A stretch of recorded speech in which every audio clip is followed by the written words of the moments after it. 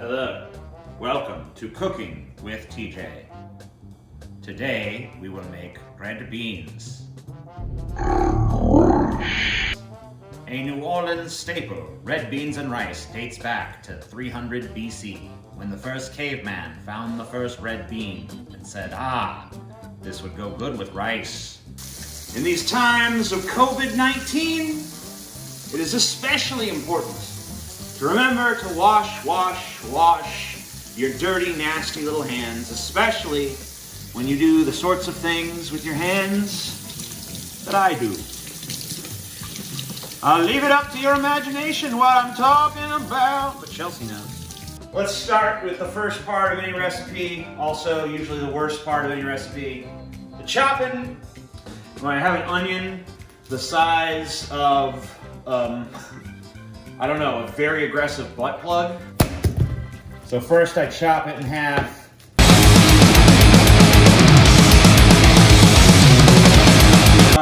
The next thing you gotta chop is celery stalks. Give that a rinse because it's probably dirty as fuck. That's the technique right there. Yeah, you guys, some of you might know that technique. I don't know. So you want like the good looking part of the celery stalk. You know, where it's nice and green looking. Cut off all this white shit, cut off all this shit that don't even look right.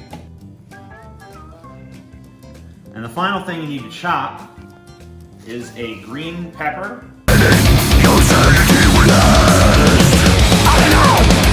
Alright, now it should be noted that onion, celery, and green pepper together are what's called in New Orleans the Holy Trinity, because a lot of dishes start with those three ingredients. A lot of the flavor profile in New Orleans style cuisine comes from the combination of those three things. But now that we're done chopping the vegetables, we got a little meat to chop up. Now, I only have one andouille sausage here today.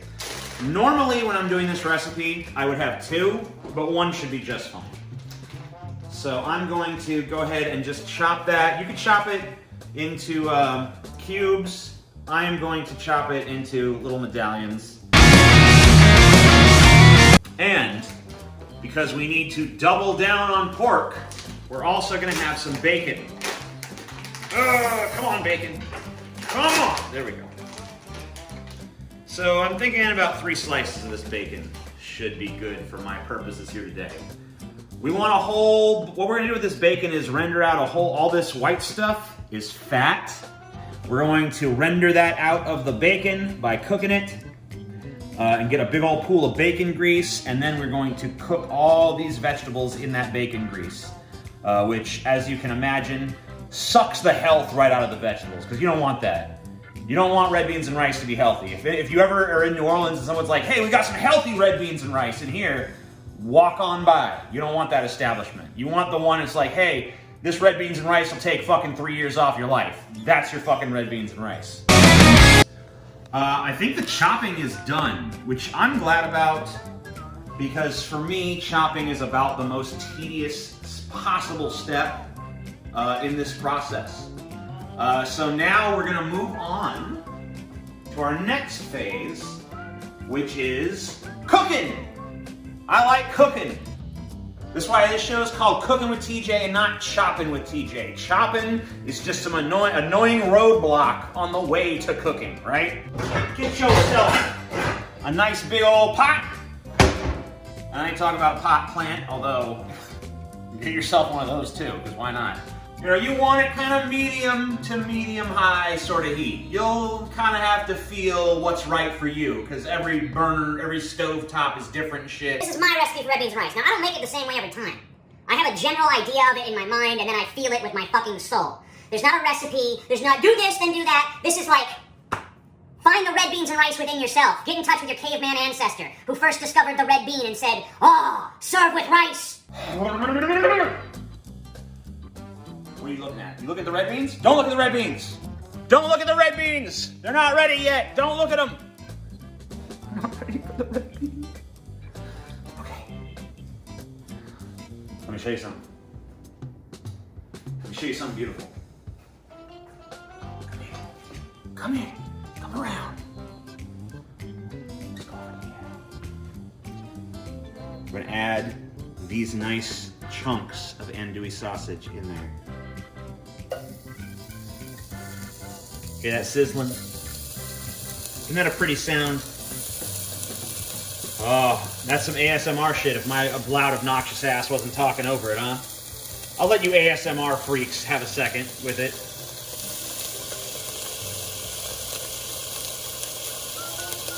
Well, I hope that was enough time for you to come, because I'm talking again.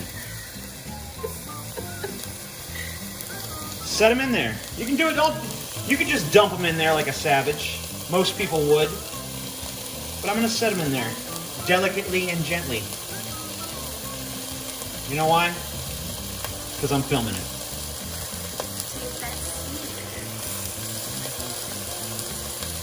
Yeah, sure. Get in there, you. Actually, I do at this point kind of want every one of these to have uniformity and be sitting on the bottom of there. Real nice. So here's the thing about andouille sausage. When you're cooking the andouille sausage, now some people might disagree with me, but I happen to believe, and I think Chelsea agrees with me, that the more cooked the andouille sausage is, the better it tastes. And we're going to cook it until it's a little black. You'll see what I'm talking about in a minute here, but that's going to take a minute, so why don't you guys fuck off and go do something for a second. We'll be right back. All right, some time has passed. We're going to take a look. I've actually been here babysitting it the whole time. It's probably been about, I don't know, 7 minutes or something. But you know, this brownness I'm seeing, what I'm not liking fully is how I'm seeing the rings are crispy, but then there's like some pink still in the middle. I do want a more even blackening on these. But you don't want it too black. You want there to still be some red in there. So that one there is pretty close to what you want to see. If you like it darker. Now, if you like them a little bit more on the pink side, obviously you cook them less, maybe at a lower temp. You know, I'm seeing that blackness I want to see. You know, it's not as black as the other side, but it's got that crisp going on. And I think we're going to go ahead and move on to the next step here. So, you might notice there's a lot of this brown shit at the bottom of the pan. What are we going to do? Just leave that there? Hell no. We're going to take some fucking white wine. This is some cheap white wine, so there's not like a cork. There's just a screw-on lid. But it doesn't matter. This is not for taste. This is just to deglaze the pan, get that fond down there. That's right. That stuff down there, that brown burnt shit is called fond. But there's flavor in that. So dump in some of this. Makes a cool little smoky effect. Go in here. Start scraping that shit. Let's add the bacon in. Get that cooking. The rest of that will cook out during this process.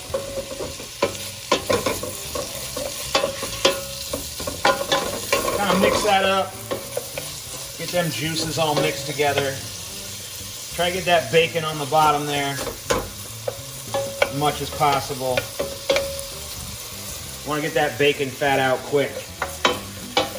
See, I don't want any more blackness on these. If I just leave it sit and I don't stir it, these are going to get blacker than I want them. So I probably should have added the bacon a little earlier, but now I'm kind of stuck stirring. Lot of dead pig in a pot. Used to oink, but now it does not.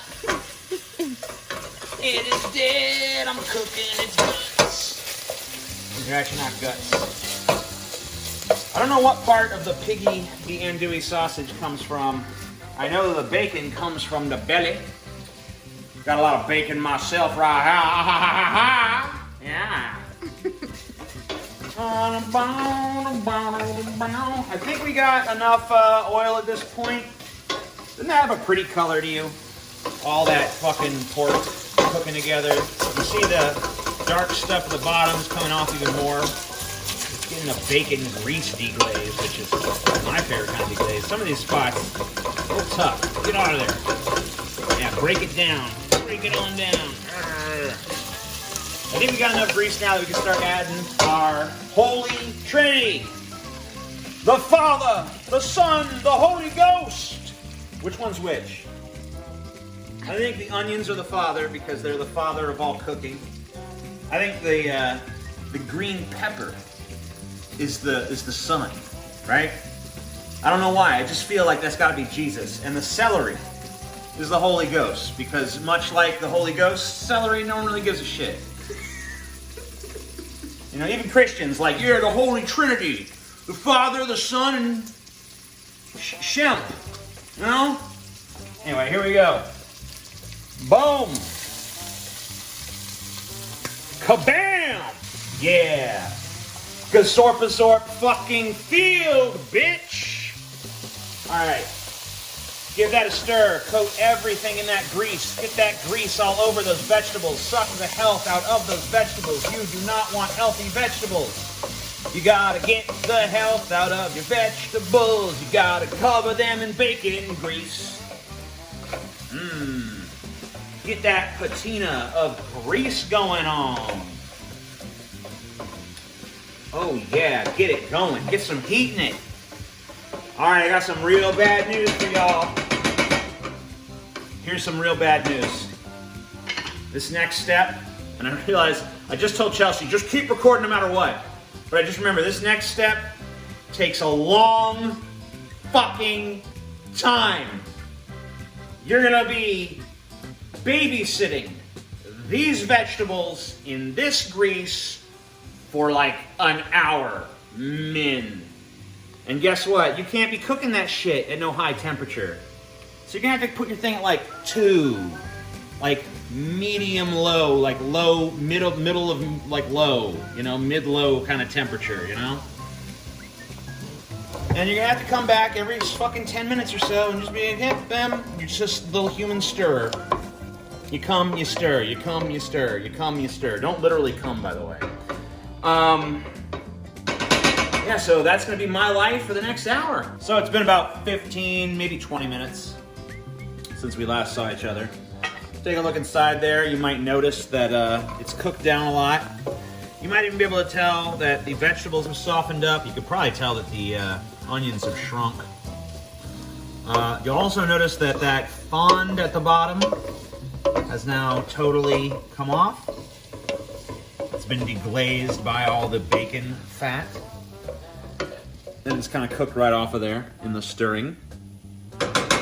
So we got andouille sausage, and then we doubled down on the pork with the bacon. But I think we need more pork. Don't you?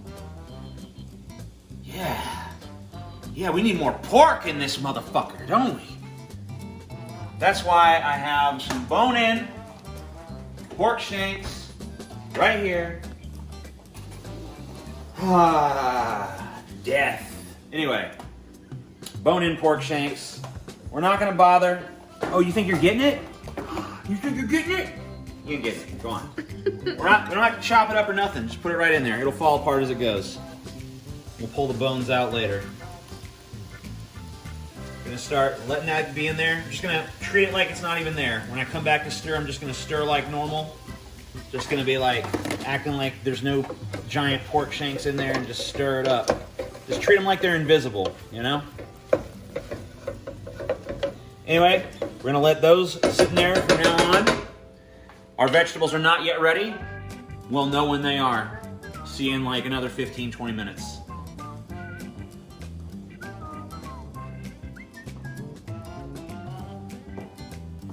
Freaking me out, Chelsea. Freaking me out. Go follow me.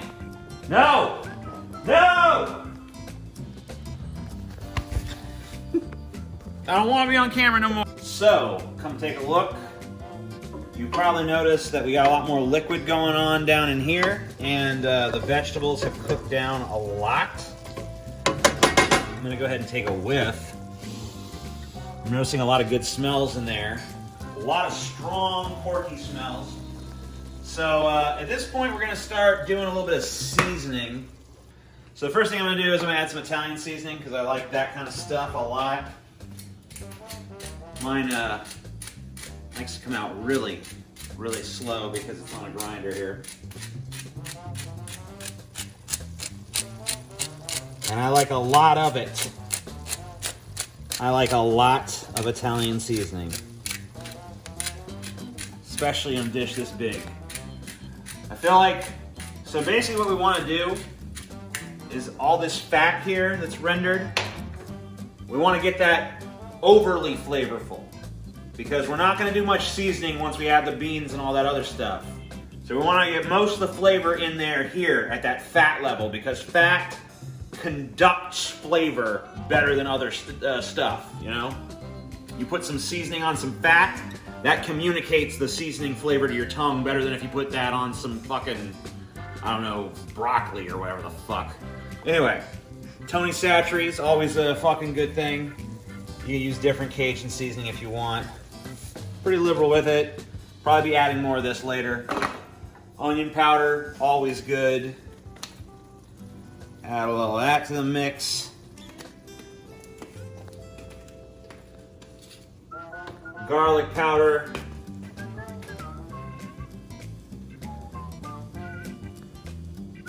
I don't really want no pepper or salt in this. I have my pepper and salt standing by. I might want to do that later if I decide that it needs it in the bean level, but there's already a lot of salt in Tony's, and there's going to be some salt in the broth that I use.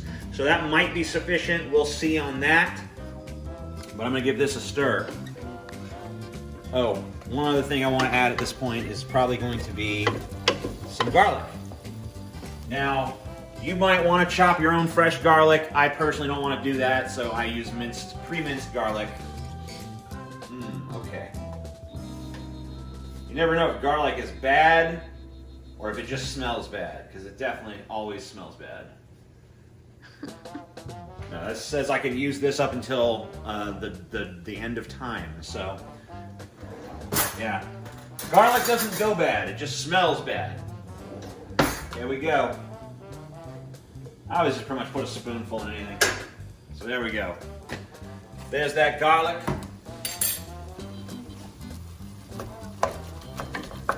The reason we didn't add the garlic earlier on is because we don't really want it to have that bitter flavor to it. You get garlic too, cook garlic too long, it gets a bitter flavor, so that's why we're adding it at kind of a later stage. So there should be an insane amount of flavor in this right about now, because we got a ton of seasoning and not much food, and most of what we got down here is fat, which conducts that flavor very, very well. So we're gonna keep doing this. We're gonna keep on cooking this down, get these vegetables even softer, even more disincorporated, if that's the word, for the next another 15 minutes or so. And then we're gonna move on to the next phase. Ooh, I'm excited. Okay, see you then. So, look at it now. It's basically mush. That's about where you want it. You want it to the point where you can't really even tell what vegetables are what anymore. Like, you can't tell what's what's a green pepper, what's a onion, you know? I mean, you can kind of tell, but like, you know what I mean? Like, it's just kind of all become one mass, you know? Like that. And it's all really soft and stuff. That's about when it's like where you want it to be. So, time for the next phase. So let's go look at our beans. You're finally allowed to stare at the beans. Why are they submerged in water? Well, they've been soaking for the past 24 hours. Does that make them soft to the touch? No, it does not. But trust me, they do soak up some of that water, and it gives them a head start. Now, you can cook these beans from totally dry. It's just gonna take even longer. And this is already a really agonizingly long recipe that you have to babysit every step of the way. It's the Squeak Show! What's up, Squeaks? Oh yeah? Cool. Okay. There's not supposed to be any cats on the counter, right? And that's a rule we made. Uh-huh. Poor baby. Okay, so, what we're gonna do is drain these.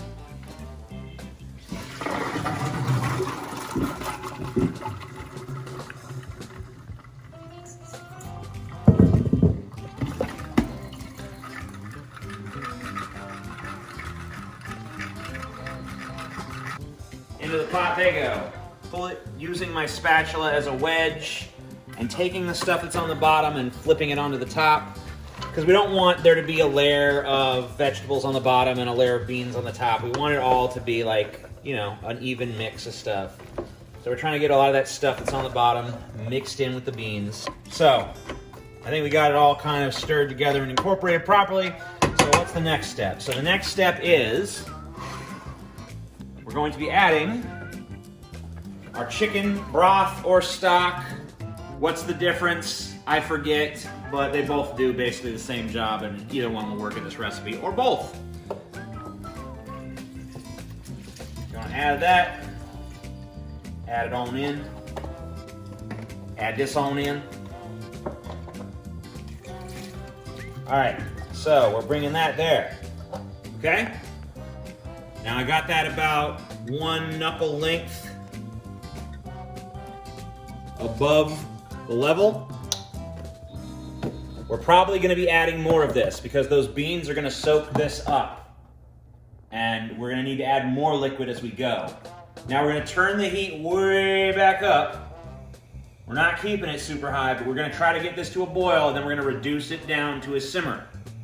So the first step of that is getting it really hot. Now, from here on out, mark my fucking words. You must babysit this recipe. You must hover over it. You must obsess over it. You must constantly come up and scrape the bottom of it. Scrapity scrape, scrapity scrape. Now we're not really there yet, because we gotta get this to a boil first. We get this to a boil, then we bring it down to a simmer.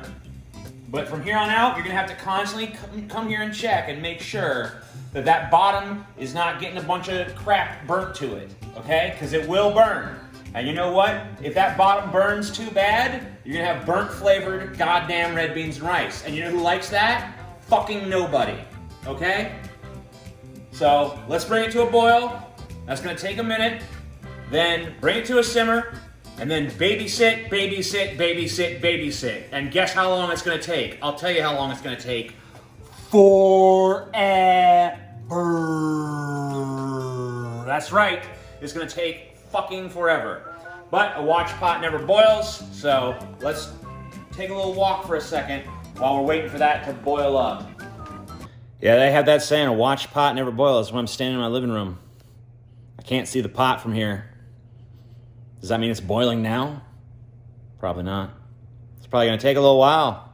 Probably gonna have to wait. That's the one thing about cooking, man. Patience. I'm not good at patience. I'm like Dr. Kevorkian. No patience. They're all dead.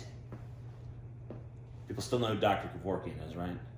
I don't know. Do you know who Dr. Kevorkian is? You don't know who Dr. fucking Kevorkian is? The guy that used to kill his patients, you know? Like, they would be like, oh, I'm sick. And he'd be like, all right, I'll kill you then. Now you're better, because you're dead. Dead is better. He took the pet cemetery approach to medicine, so, yeah. I wonder if that pot's boiling yet. Should I watch it? Should I look at it? No, it's not boiling. It's not boiling yet.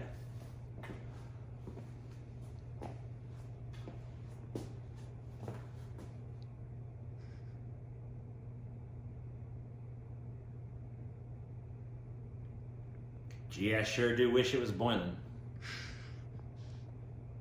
Because if it were, we could move right on to the next step, but we can't. Because as we know, watch pot never boils! And even a pot you don't watch. Here's what they don't tell you. An unwatched pot also never boils. Because I'm not watching. Is it in there boiling? Nope. I took a peek, I'm like, It didn't have time to stop boiling just because I was looking. So I know it wasn't boiling. Maybe if I sneak up on it. Hold on, let's sneak up on the pot. Don't tell the pot.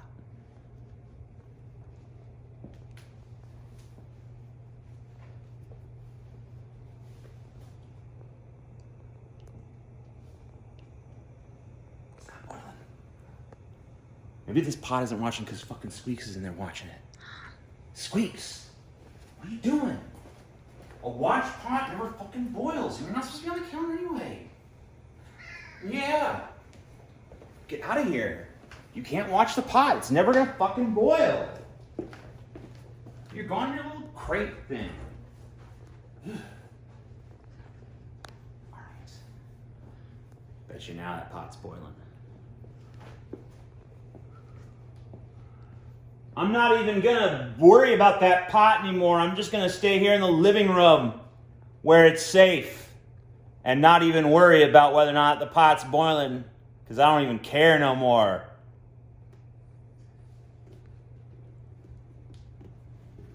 Aha! Hey, look, it is boiling a little. Yeah, that's what I said, bitch. You're boiling now, ain't you? Guess who's watching? Guess who sees you boiling? Guess my pants came unzipped at some point. I don't know what I was doing. Probably should wash my hands again. Now it's just waiting for these beans to soak, and it's waiting for the meat to cook off that pork shank. And, you know, you see all that flavor up there. Yeah, it smells good. Okay. So, the rest of this process of getting these beans ready for the next so many hours, probably like, I mean, it could literally be like a couple hours. Come on, you gotta simmer, man. I'm gonna turn it up a little because it doesn't seem like it's simmering, but keep it simmering. Keep adding liquid to it if it looks like it's starting to get dry. I mean, you'll see. If it starts to dry out, I'll show you what I do. But we're gonna take a look in another like 20 minutes or so, but keep in mind that during that 20 minutes, I'm coming by here and stirring every so often. Because you really cannot leave this alone too long. It will fuck it up. You have to pay attention. You have to be here. Even if you're gonna like walk away, it can only be for like a minute or two and you gotta come back and stir it again. So that's what's gonna be up. Okay, so you can see now that a lot of the liquid has been absorbed into the beans. I'm gonna be keeping an eye on that situation because we'll probably be adding some more chicken stock pretty soon. For right now, I want to throw in some tomato sauce that I have left over. I usually add a little can of tomato sauce to this. If I can open it, there we go. Get some tomato sauce in there. Most people do not put tomato sauce in red beans and rice. I've not seen any recipe that actually calls for it, but I've always put a little bit in mine. Give it a little bit of sweetness, a little bit of acidity maybe as well. I think it also gives it more of that reddish color that I like. So yeah, and it's right now it's going to provide a little bit extra liquid for the beans. I'm going to go ahead and do a bean check to kind of see like where they are in terms of softening.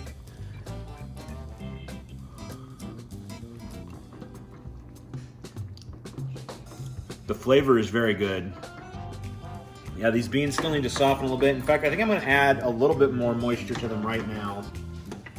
Not a whole lot, but just a little bit more.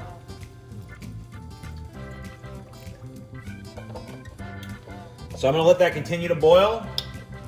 And I think I'm actually going to probably start on that rice about now. Okay, so I've measured out the amount of rice I want. It's very, very important to get the starch out of the rice. So we're going to just rinse that for a while. Going to just strain it through a fine strainer.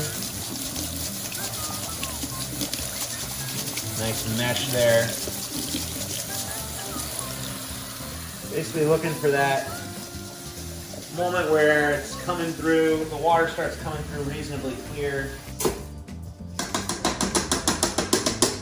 You guys probably have your own methods where you're gonna cook your rice. Maybe you cook it on the stove top. Maybe you're doing instant rice. You probably shouldn't do instant rice because you don't have any control over the starch of that. So any rice you use, be sure you rinse it first to get like all the starch and stuff out. Because if you don't, it's not gonna be the right consistency to, for the gravy. So I am going to use my rice cooker because, hey, when you got a device that's meant just to cook rice, that's always nice. if you can afford the price and you don't have to eat mice.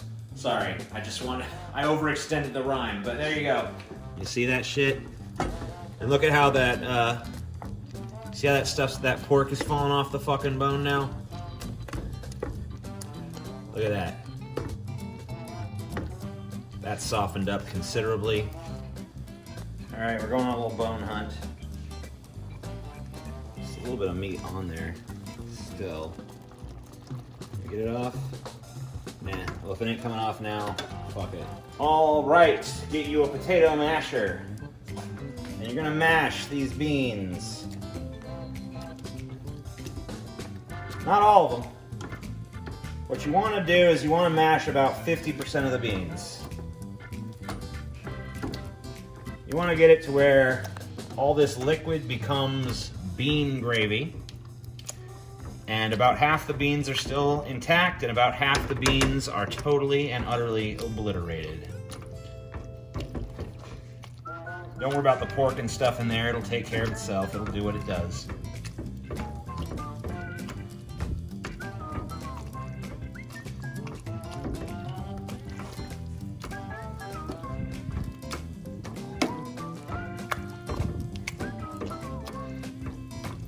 You don't like that sound, do you, Chelsea? That's reverse ASMR for Chelsea. She hears all this blorp blop and she's all like, ugh. I don't like all this blorping. Louisiana food does not look very appealing. Yeah, well, one thing about red beans and rice, I will admit, it is not. Look at that. It is not the most aesthetically beautiful recipe on the face of the earth. That is a fair assessment. However, it's fucking delicious. All right, I just turned it up to 8. We're doing our last big heat burst. We're just trying to cook the shit out of everything that's left in there, get everything nice and soft, get it all that gravy consistency, make sure all the big pork chunks are broken up, give it a fucking real aggressive stir. To make sure that nothing burns on the bottom. You're at a high risk of bottom burn when you're at this temperature. You do not want that. You've definitely spent a lot more time. You will have wasted your effort if you burn it at this point. Everything you've done till now will fucking suck if you burn it. But I do believe this last little heat burst does something for it.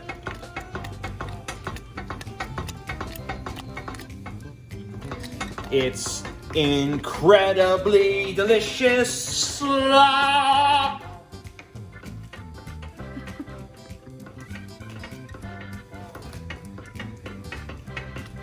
Now personally, maybe just because I'm from here, I look at that and I see like, that's delicious. But that's probably just because I know that's delicious. So for some of you at home that are looking at that like, I don't know about this, you know, trust me. I know it's gonna taste good and I think it looks gross. See? I can smell it and it smells great, but it looks disgusting. All right. I just turned the heat off. I'm pretty sure we're where we need to be on that. I am going to let this cool. I don't think we're at much risk of it burning on the bottom with the heat off, so I'm gonna let that cool. The rice should be done imminently, so long as I did that right. We got 5 minutes left on the rice, then we'll plate it up, and I will take a taste test, and I will see, did I do it good, or did I fuck up royally? Let's find out. Okay, one thing I do want to say that I probably should have mentioned at the beginning of this video, only use this Camellia brand red beans, because that's the rice right there. But only use those Camellia brand because they're legit.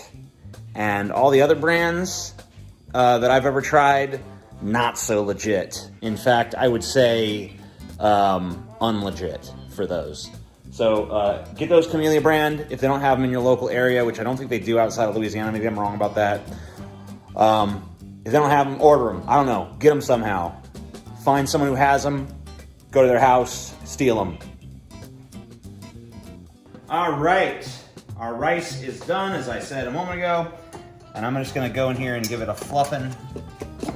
Just going to of go with the fork and like stir it up, fluff it up, get it nice and poofy and like looking good.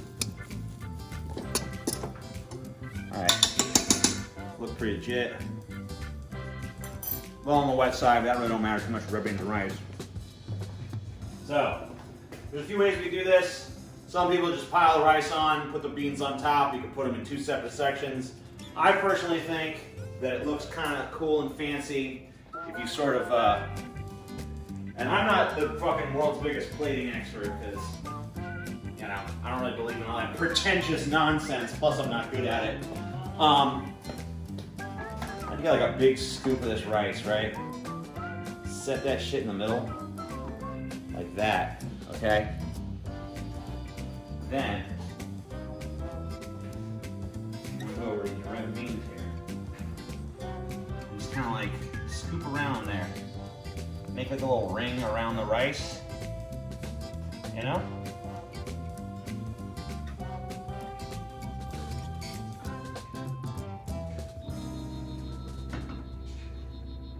Helps with the presentation too, I feel like.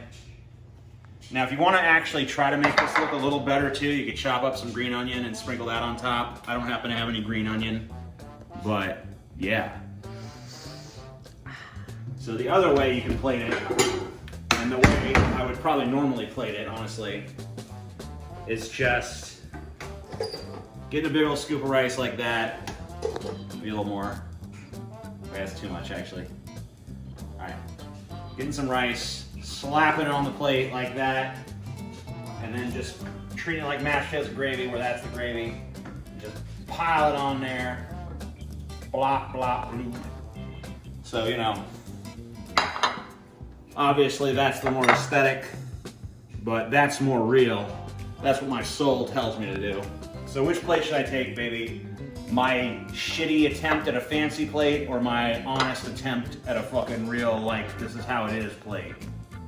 You want the how it is plate for the taste test? Okie dokie, artichoke. You just want the nice looking plate for yourself. You're a greedy person. All right. It's time for the taste test, which squeaks ominously behind me.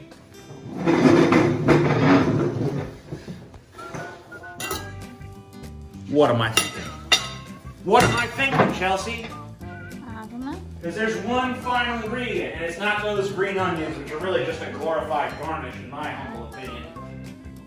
It's Tabasco. You can't have red beans and rice without Tabasco. I mean, I guess you can, if you're some kind of northern pussy. But here down in the South, boy, we like some Tabasco. Slap a little basky on there. A little more on there. Alright. There we go. Let's see what we're dealing with here. Alright, you want to make sure you get like a good red bean to rice ratio. I want a mix of both of them up in there. Alright. That looks like a pretty good... You agree that's a pretty good mix of red bean and rice going on? Let's see how we go.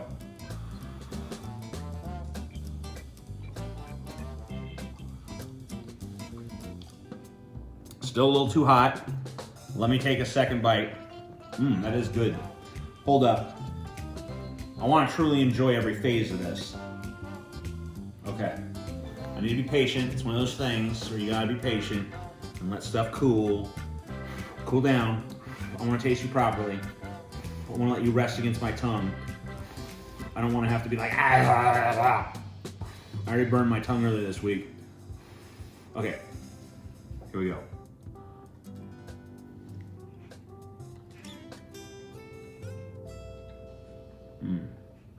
Oh my god, yeah. Oh, you feel the strands of pork running throughout the whole thing, and that really makes it. Like, you can make this without the ham shank in it, and it'll turn out really good and flavorful, but it really brings it to the next fucking level to do that. You know, it's a lot of work to get to here, to just get to like something that really does just look like slop on your plate. But oh my god, is it fucking delicious. Like, if you know what you're doing with the seasonings, and if you don't, just copy what I did. But if you know what you're doing with those seasonings, and you know and you have a vision in your mind of what the final result ought to be, and what flavor you want, and you're patient, and you make sure you don't burn the bottom, and you make sure that you wait until those vegetables are exactly the level that they need to be of mush, and you fucking get the beans exactly the level they need to be of mush. It's basically just a process of taking fresh ingredients that are really hard and crispy and reducing them down to mush and drowning them in seasoning and covering them in fucking, and just using pork fat to like be the intermediary between everything. And once you do that, you slap it on some rice, and oh my god, it's fucking delicious. Classic fucking bit of Southern cuisine. And I have to say, I've been to all the best restaurants in Louisiana. I've been to the Mandinas and the Galatoires and the fucking whatever the fucks. And I've been to the little hole in the walls as well. And I can tell you, my red beans and rice, better than all of them. In fact, I will say, with complete and utter humility, I make the best red beans and rice on the face of the planet Earth, and there's no point in any of you even trying. Okay? I could charge $600 a plate for this, and anyone would pay it. Kings, dignitaries, presidents, whatever. They'll fucking pay. Except for Trump. The man has no taste. You know, he eats his steak fucking well done with ketchup, so he's a fucking idiot. But like any decent president, like Obama, or even George W. Bush would pay $600 for this shit. Let's be honest. But yeah, it's fucking delicious. I'm gonna stop talking so I can just eat it. So you can leave now. Goodbye.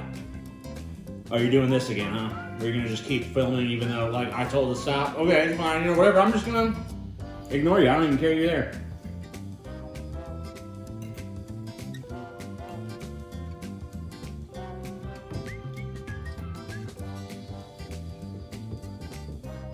Oh, that's hot still. Wish it would cool down. Go figure fresh cooked food would be hot like that, you know?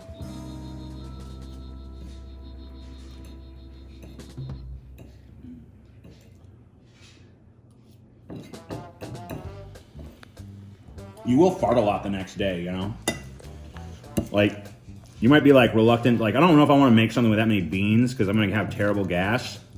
You might suspect that, and you're right, you're going to fart a lot. In fact, I'm going to probably be kept awake by the sound of Chelsea's farts for the next 3 nights just because I made this. This is going to be constant. Like, I'm going to lay down in the bed, and I'm just going to and see the blanket just fly up and hit the ceiling. You know? It's going to be horrible. But it's worth it because it just tastes that good, you know? Yeah. Still filming? I don't know, I tried to tell an embarrassing thing about you, but she really does fart a lot at night. I don't know. It's true. I'm trying to make her stop. I don't know what I'm fucking to say. He's just gonna keep recording. I don't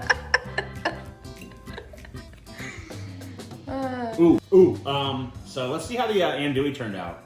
Because I was afraid, when I was cooking it, I gotta be honest with you, like in that first phase when I was cooking it, I was like kind of like, this andouille don't look quite right to me. So I'm kind of curious if that turned out all right.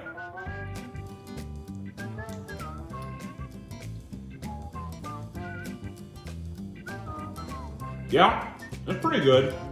You know, I think it was just because I had it in the freezer for a number of days. I usually just buy it fresh and cook it fresh without ever freezing it. This time I froze it for like a month or two. So I think that's probably what changed it a little bit. So yeah, use fresh andouille when you do this, but the frozen stuff, it still tastes pretty good.